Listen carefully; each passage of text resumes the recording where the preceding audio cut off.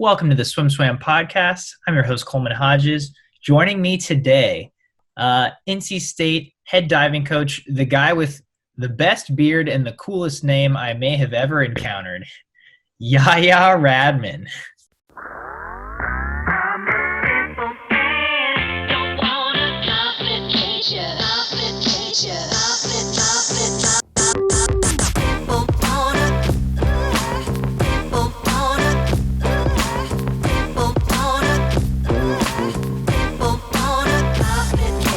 Trust me, it was not cool growing up.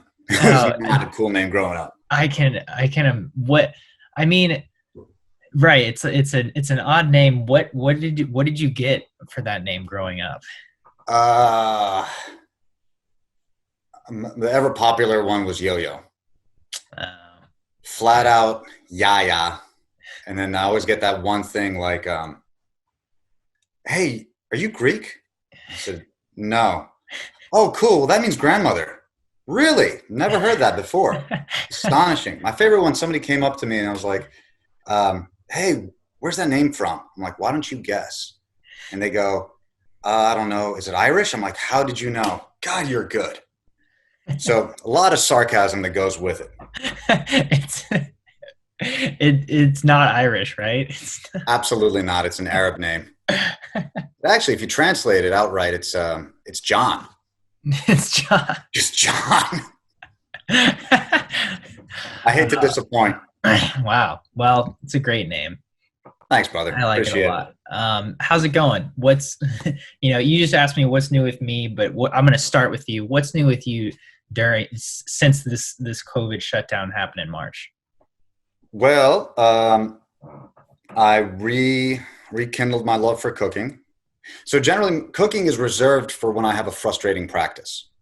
Okay. My wife and my kids always know that I've had a rough practice when the meals are fantastic. And if the neighbors get some of the meal as well, they know it was a really rough day. Other than that, working in the garden, kind of decided to figure out how to do a vegetable garden, taught my daughters a little bit about it. We have a tomato plant, so they go out there every morning to look at the flowers that bloom and what's going to come of it. Mm-hmm.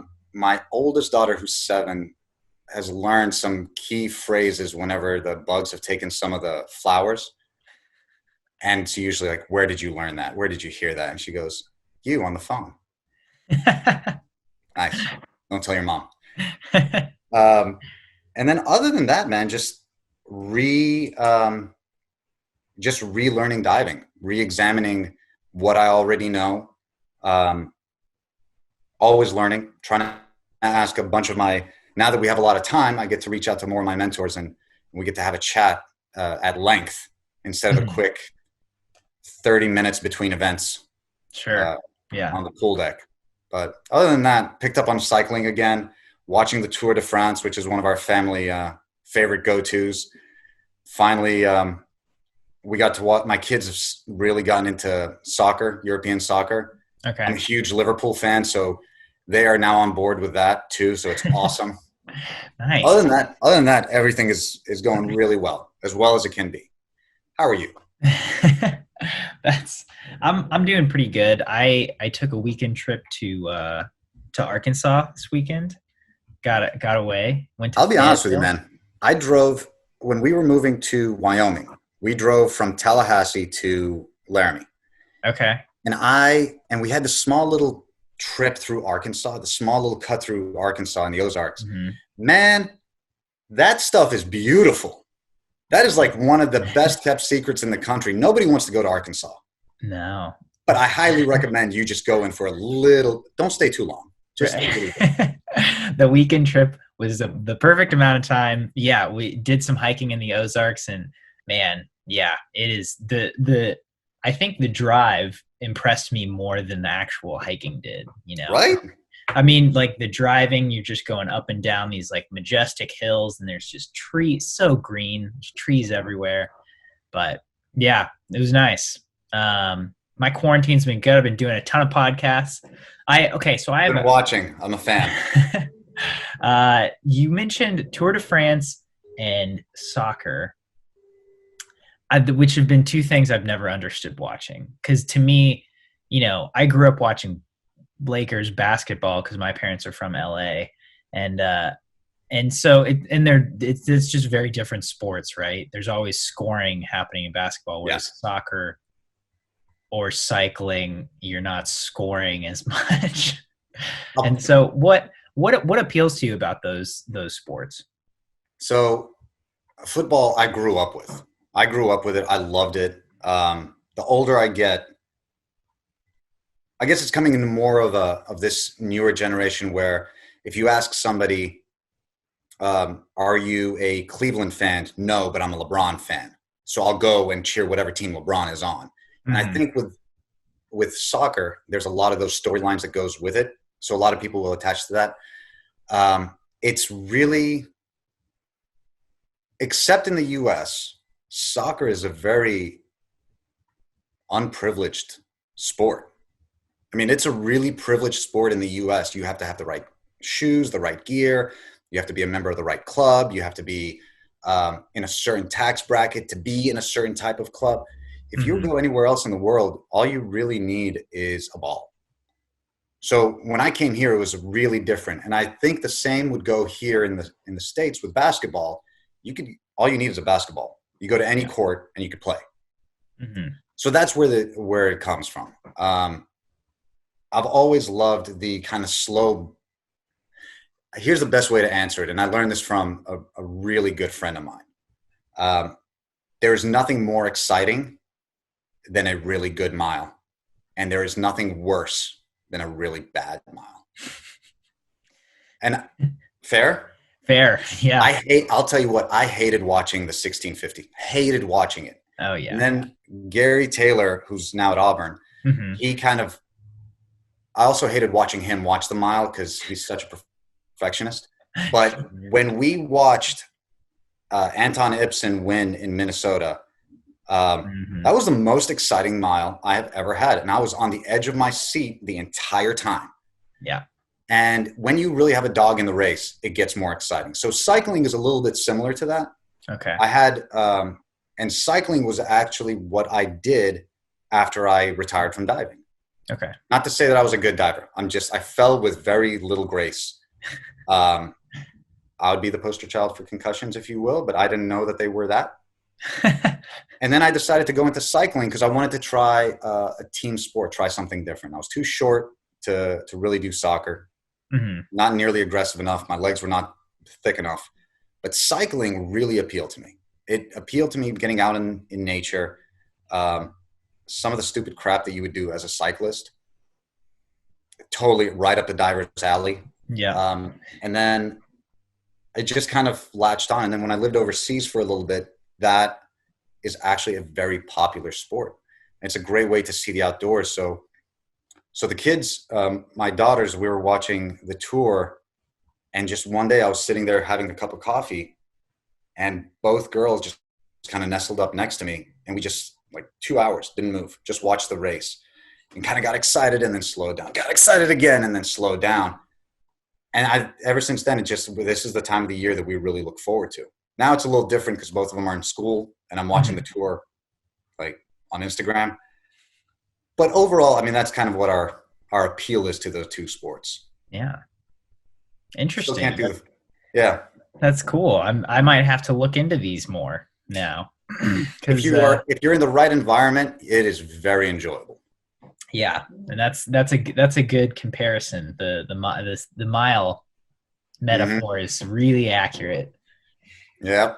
I think Uh, even sprint coaches, I don't think I've ever seen, again, my relations in the swimming world are very limited, but I don't think I've ever seen sprint coaches get excited about a mile like our sprint coaches did it when Anton was tearing it up.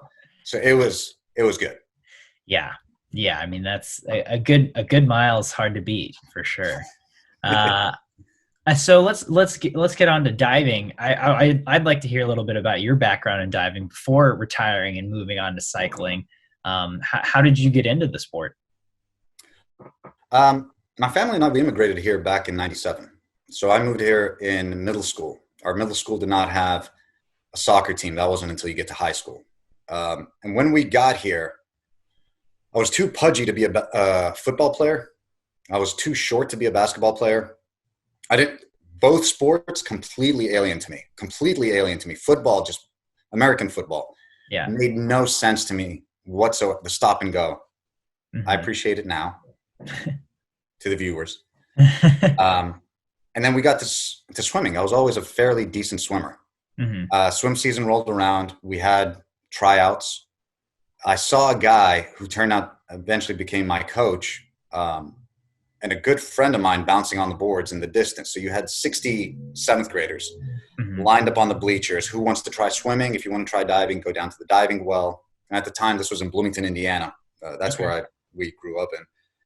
I went over to the diving side.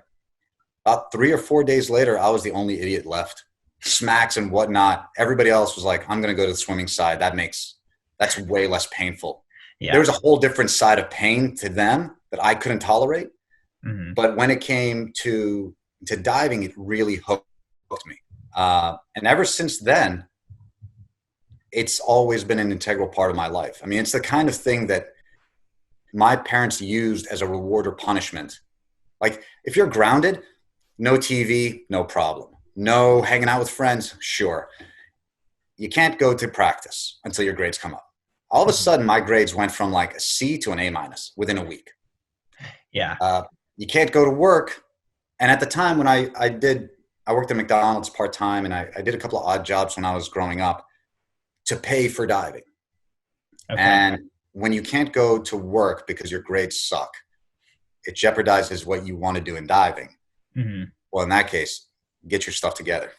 Yeah. So I got sucked into that. I was given a spot on Indiana's team my freshman year, which was tremendously awesome. It was completely awesome. And growing up at IU, we had, I think, 2 women contending for Olympic berths. We had a couple of national champions, a couple of junior national champions. And in my world, that was just the standard. I mean, that's like the minimum. Like, I didn't understand how most teams didn't have Olympians. Like, what do you mean you don't have an Olympian? Everybody has. We got 2 of them. How can you not? It wasn't until I left that kind of a dream world that I realized, like, holy cow, that is a elite company. So my mindset was completely skewed from the get-go. After I decided I had to choose between grades in college or diving, like, that's where I stepped back. I really had to put some priorities in place. I was completely over my head. But I enjoyed it tremendously. I really enjoyed getting to know the divers and getting to know the sport and the art behind it and the science, that my coaches offered me a spot as a coach for the lessons program and to help out as a student manager or a volunteer coach or a student coach while I was there. And that is where, like, my eyes completely took in I love being in the behind the scenes. I hate being in the forefront. I hate being the center of attention. Sure. I love being in the background. I love being able to tweak those little problems. And that's where I get the thrill. And I got that from, at the time, it was Cassandra Cardinell and Sarah Hildebrand, or Sarah Reiling, now Hildebrand. They were both on the Olympic team. And they taught me a world of detail and nuance that completely changed. Went overseas, did a year abroad, came back, graduated IU. I was offered the director of operations position. So I got to see the back of house of how to deal with team travel, how to deal with meals and all that stuff. Really liked what I did. And then I decided I wanted to kind of give it up. I didn't want to have a midlife crisis. At that time, a couple of my friends have went through divorces and life was not going as well. And they had to choose between sport and they had to choose between their careers or their families. And I never wanted to get to that point where I had to choose one or the other. So I said, I want to go and explore the world and see what there is. As soon as I gave my notice, I realized I made a mistake. I knew I made a mistake. So I spoke with Jeff Huber at the time and I said, I want to be a coach. Mm-hmm. I know full on right now, I want to be a coach. I don't want to do this as a hobby. I want to be a legitimate coach. What do I need to do? And it's very similar to any profession that you take. It's not a hobby. This requires study. It requires an internship, which we don't have. It requires an understudy. So I kind of had to forge my way. And one of the things that I'll never forget he said is you have to understand pedagogy, the science of teaching. You have to understand sociology, psychology. You have to understand finance, how to make things work, because you will need to run a club or a camp to make ends meet. This isn't basketball. This isn't football where you live on multi-million-dollar contracts. Mm-hmm. You have to make things work. And if you can develop a club that is a feeder to your program, which in turn can recruit younger kids. I mean, it's a win-win situation, but you have to be first a teacher who knows the nuances of the sport. So once he said that to me, I went out and I decided to learn how to teach. I went to Egypt, to a school that taught how to teach English as a foreign language. My fiance and I, we moved to China to learn how to teach there as well. I was really fortunate that I was able to pick around a lot of my ties from Indiana, opened my doors to a lot of international coaches that I generally wouldn't have. And I was able to pick their brains since I was in the area. Finally, after enough digging and rejections, I got an opportunity at Florida State with Patrick Jeffrey. I was there for 2 years. Then I got my first shot as a coach at Wyoming with TJ Johnson. And then 2 years after that, NC State called, and my wife is from North Carolina. We just had our first daughter. So it kind of made sense. And 7 years on, here I am. Yeah. Wow. What a story. Sometimes. Depends who's listening. Yeah, I've got a few questions from that. Shoot. So you said when you kind of decided to retire from your personal diving, but you loved the nuances, the details, the behind the scenes, the science. What are some of the specifics that really drew you to that part of it? Like, what about diving specifically? What are those nuances, or what are those details that you liked tweaking about diving? I have a very rational but insane fear of heights. I am one of those people, and I remember it vividly. I was I can't remember what year I was, but we were in a courthouse. And it's one of those courthouses that has that 2 staircases that go to the second floor. Mm-hmm.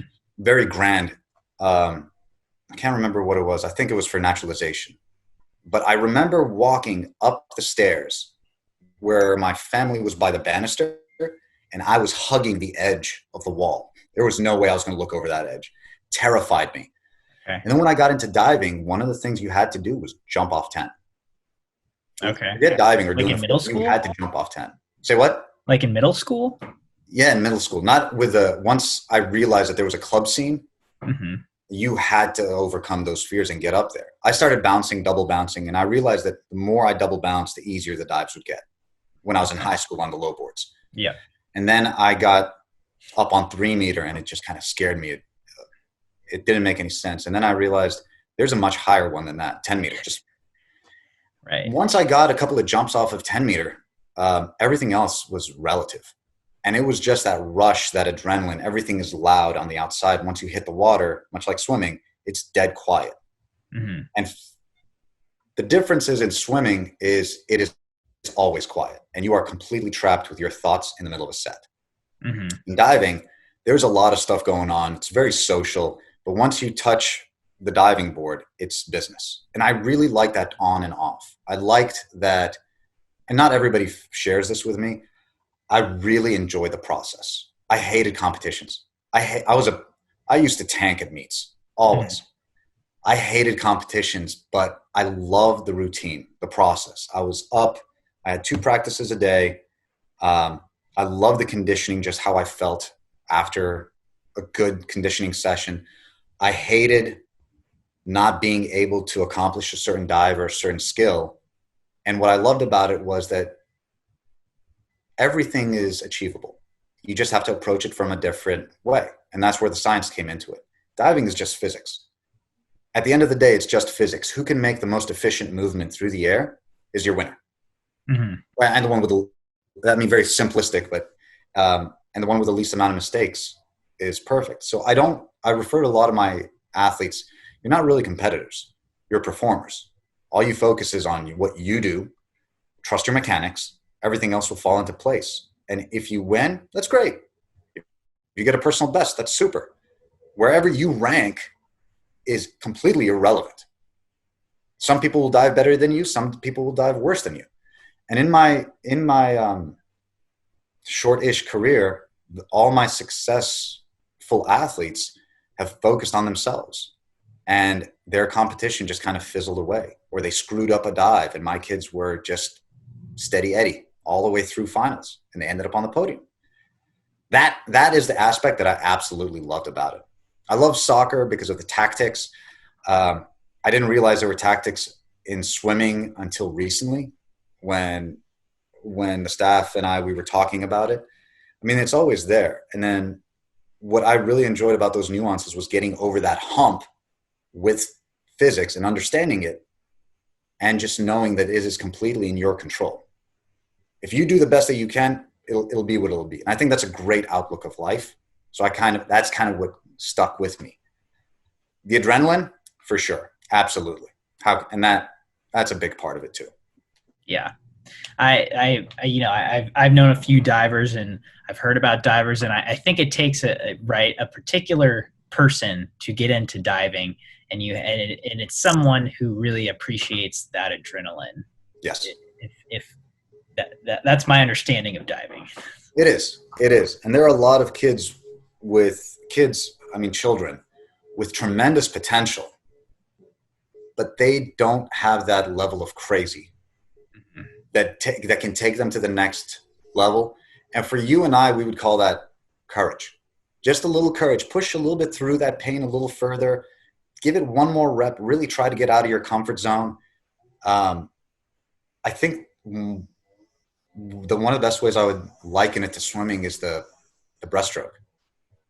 Breaststroke, it makes absolutely no sense. Like, get as many strokes as you can, but one of them, I don't know if I could say this, but I'm going to go ahead and say it. One of the sexiest strokes and races that I've ever seen was Kevin Cordes. And I counted the strokes, and it was the smoothest thing I had ever seen. I'm not the biggest fan of swimming, but when I saw him just go through 100 without effort, win, and I think he might have set the record as well, I was like, I could watch that again. I really enjoyed that. And then I'm watching Lane 8 catch up. I'm like, no, never mind. Not interested. But I mean, it's one of those things that if you teach a young kid, like, your instinct is going to be take another stroke. Put your head down, finish your kick, and hold your breath and just coast and just trust your mechanics. And I love that. I absolutely love that. Do as little as possible and just kind of coast on through. But it requires a lot of trust in yourself and your coach. Yeah. Yeah, for sure. So yeah, you do need a little crazy.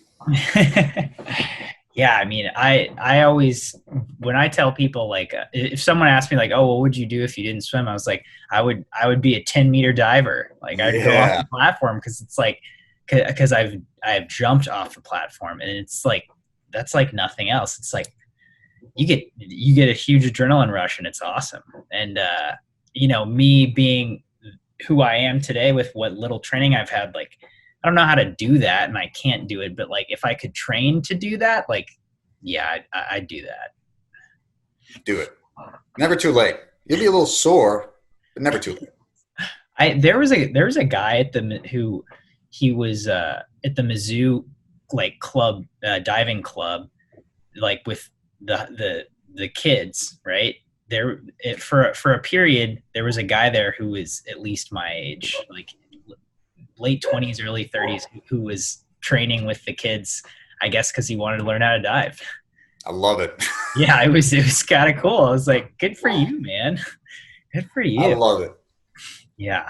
All right. So take me through your first real coaching experience at Florida State when you got the reins. What was that like?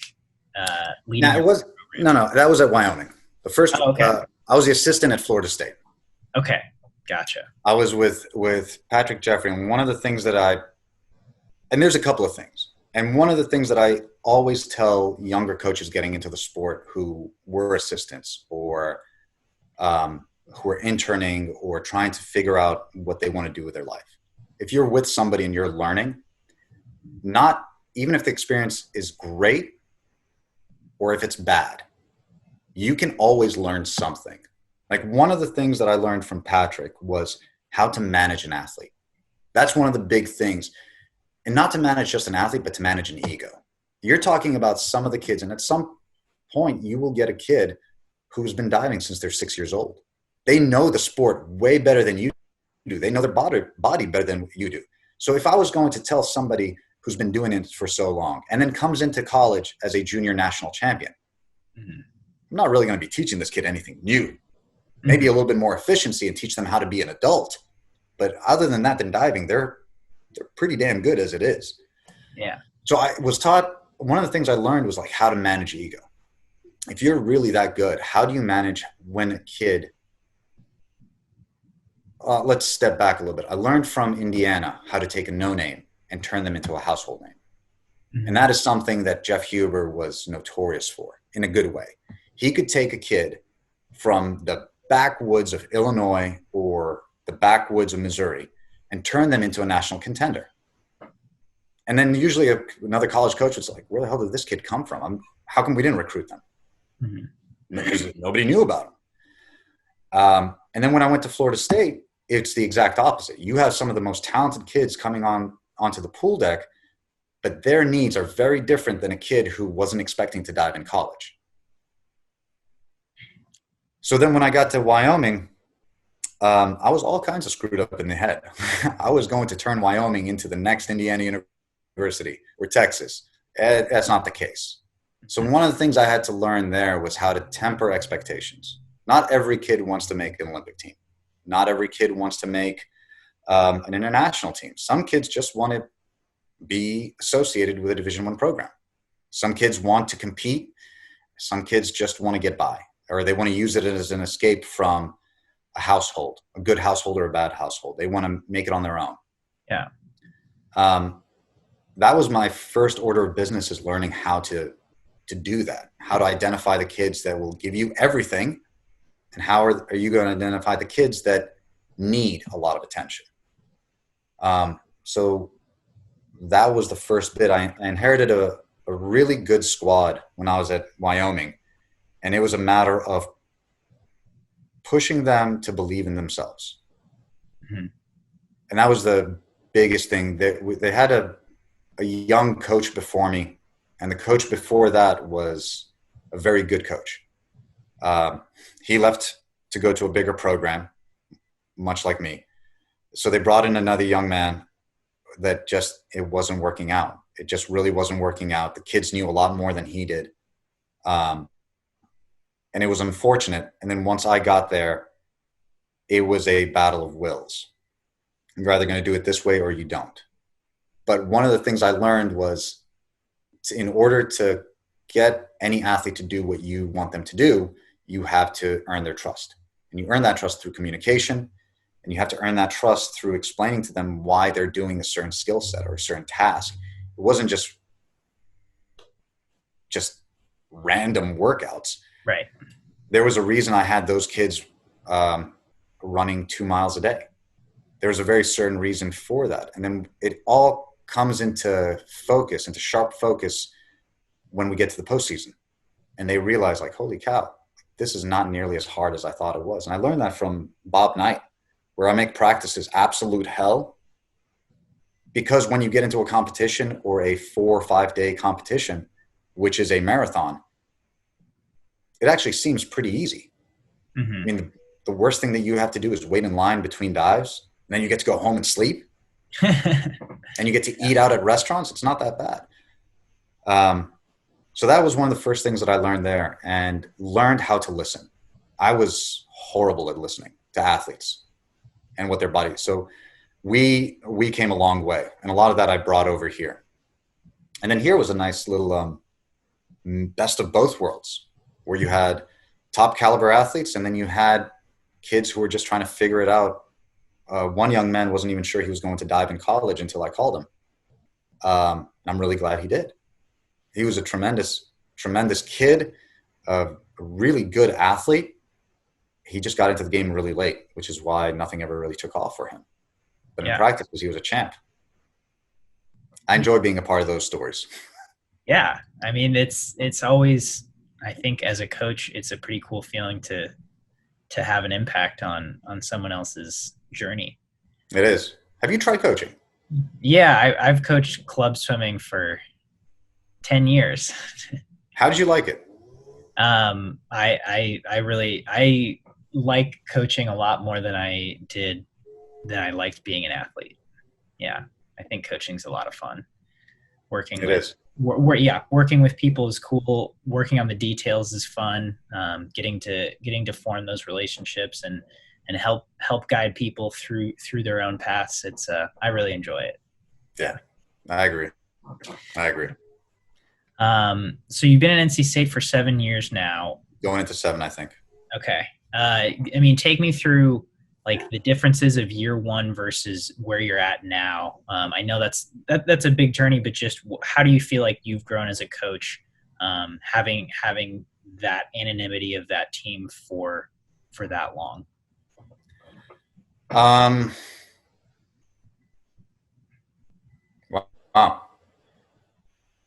Actually, that's a great question. I don't know. If I'm honest with you, I don't know. I wasn't expecting that. I think me personally, my athletes have taught me a world of patience. And now it has a lot to do with fatherhood. And I'll give you kind of like the rundown. When we first got here, my family and I, my oldest daughter she just celebrated her first birthday. Mm-hmm. She's not, I guess it's not 7 years, it's 6 years. Let me rephrase that. Okay. So it's 6 years here. She was celebrating her first birthday. And then our second daughter came in my second year, at the start of my second year season. And actually her birthday's coming up here soon. What that has taught me is that the athletes that we get into our programs, swimmers or divers, because I do talk to the swimmers as well. We are just one big family at the end of the day. And when a parent drops a kid off at the college, and I know this is very cliche, they are entrusting their children to us. Yeah. And I know a lot of people say, yeah, we're in charge of of other people's kids, but it doesn't really strike home until my daughter was 1 year old and then she was 3 years old, and somebody asked me, well, is she going to dive in college? I was like, holy crap, I didn't even think about her going to college. Right when they said that, and by the way, no, she's not going to dive at all. I want to be a father. I don't want to be a coach to my kid, because any coach that coaches my kid, I can do better. I don't want to do that. Not at all. Not interested. She could swim. She could swim the mile, as a matter of fact. I personally would love her to be a soccer player, but that's neither here nor there. We're in the ballerina stage. Nice. When they said that, it really was a sobering moment of, like, these kids are actually here because they believe in what I say, and the parents believe in what I say. Mm-hmm. So once Isla was born, my youngest was born, my whole perspective kind of changed. I became a lot more patient with the kids and a lot more understanding. And that's kind of where I developed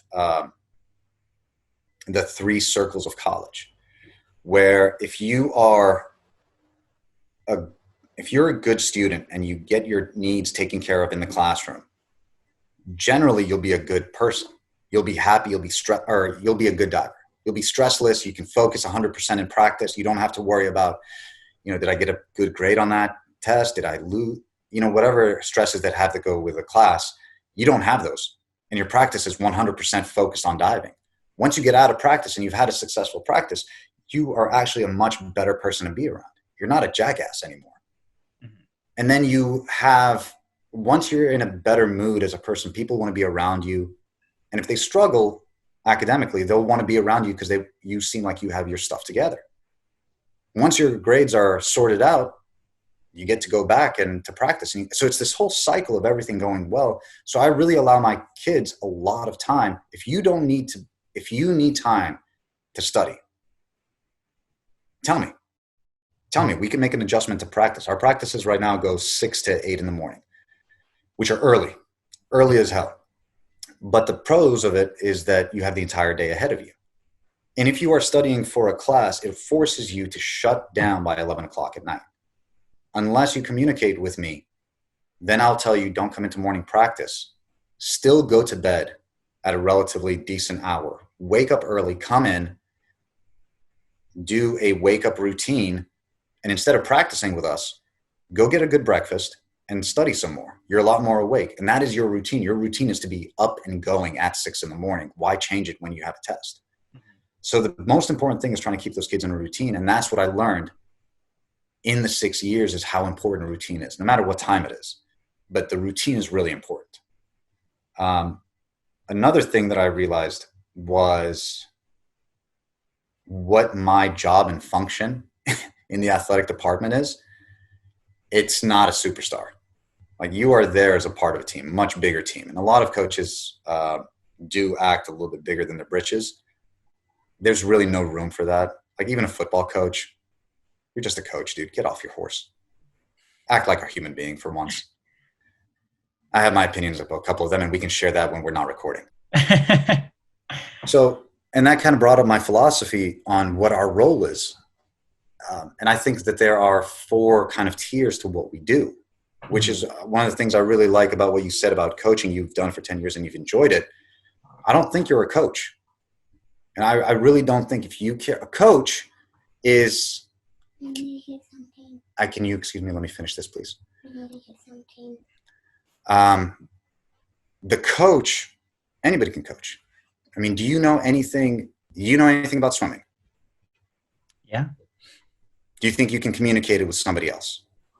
I could do that. So you're a coach. And so is 90% of the population in the US. And as a coach, you have a certain level or a certain status that your opinion actually matters, when in fact it doesn't, even though you have 0 experience at an upper level, but you're considered a coach. So it's got to be they've got to know what they're talking about. I find that highly insulting to anybody who has dedicated their life to that. So those people, I would not call coaches. I would call them teachers. Mm-hmm. So you have a coach, entry level. Then you have a teacher. And what does a teacher do? I think I know my stuff really well. I can always learn more. I know my limitations. But I can still teach young boys and girls how to be men and women. Mm-hmm. And it usually happens around sophomore year. In that transition from freshman year to sophomore year, you will see a growth of character in these kids actually know how to take care of themselves. And then it's magnified from sophomore to junior year, excuse me. I enjoy being that teacher. On the flip side of that same coin of a teacher is a manager. And the manager is somebody who will take your national caliber athlete, manage them for 4 years, spit them out the other end, and not really taught them much, but their career looks pretty good. I don't like those. I don't want to be that. As exciting as it would be to have any of the Olympians come and dive for me, that'd be great. But I would be so stressed out by making sure that I didn't screw them up that I would completely change my personality. So management doesn't really suit me well. And some people, I learned how to manage. I just choose not to. I'd rather not. Mm-hmm. There's always something to learn, and I want to go down that route. The final one, and this is the one that you and I don't have a say in, is to be a mentor. And that is the pinnacle of what we do. That is what I strive to be, as a mentor. But I don't get to say, I don't get to call up a recruit and say, oh yeah, I'm a mentor. I'll be your mentor. Yeah. You're only a mentor when you get that phone call from a kid that you spent every Saturday working their stroke, knowing that they will never amount to an elite level athlete, but you still put in time into them. And then they will call you 5, 10 years down the road out of the blue and say, hey, Coleman, I remember when you taught me this one lesson on a Saturday when you didn't need to be there, and I applied that lesson and I said something about it to this interview and I got the job. I just wanted to say that I was thinking about you. Or, hey, I just met the person of my life. I I wanted to see if you were in town and we can go get a drink or get a meal. And I want to tell you all about them because I don't think I would have met them if it wasn't for being on the team. And you told me that one day I need to just get away from the pool to clear my head. Like, that's beautiful. That is amazing. I would love to get those kind of phone calls. And I got a phone call maybe before quarantine. One of my boys, men, was graduating the police academy. And he was like, I just wanted to call and check in and see how you were doing. I wanted to tell you this is my graduation date. I would love it if you can make it, but if you can't, I get it. Like, I started crying as soon as I hung up on the phone. I loved hearing that. I don't say I'm a mentor to him by any stretch of the imagination, but that meant a lot to me. Mm-hmm. So that kind of a philosophy is what I've developed over the 6 years that I've been here. And moving forward, that's exactly how I talk to parents and the recruits and my current crop of athletes and their parents. And even with the swimmers, it's like, how is your life going? Because I actually do care. I actually do give a damn about what happens in your life, because your well-being is a direct reflection of what the program does. And if we're selling something that we're not going to buy, we have no business being in this business. I think that answered your question. So I'm just letting that wash over me. That was the answer didn't know that I needed, but I needed it. That was great. That's a great philosophy. I couldn't agree more with it. I think that's a great place to finish. One last question for you. Sure. Just moving forward a little bit, what's NC State diving looking like right now, these next couple months? What are you focused on? I know you said you've had a lot of time to learn, to talk to mentors and teachers. So for these next couple months, what are things looking like for you right now? Patchy, very patchy. It's a lot of stop and go depending on, it's our livelihood, our careers are 100% dependent on 18-year-olds' decisions, which is a terrifying prospect. Mm-hmm. However, I would completely trust my life with our kids because we have been able to cultivate a type of culture that they do what is needed and what is right. And it's a great statement that I would tell my kids. Like, imagine if I was behind you. When you make a decision, imagine now standing over your shoulder. Would you still do it? Mm-hmm. So the next couple of months look like getting 5 months of cobwebs out of our gears and taking this opportunity to undergo the same kind of relearning process that I've gone through with our kids. So we're going to break down the dives and build them back up, but with the knowledge of what the end goal is, versus freshman year where they were like, I'm just hoping for the best. So yeah, we're trucking along. Nice. Well, Yahya, thank you so much for taking the time to sit down and talk with me. It's been such a refreshing. Thank you for the invite. I really appreciate it.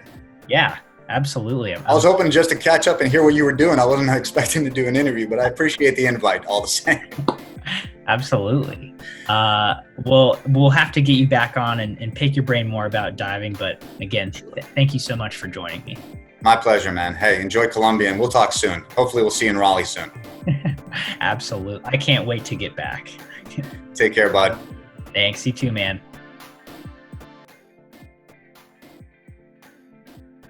You've been listening to the SwimSwam podcast. Stay tuned for new episodes every week. You can take SwimSwam podcast on the go by subscribing on your favorite podcast platform. Look for links in the description below, and be sure to subscribe to our YouTube channel for more videos as well.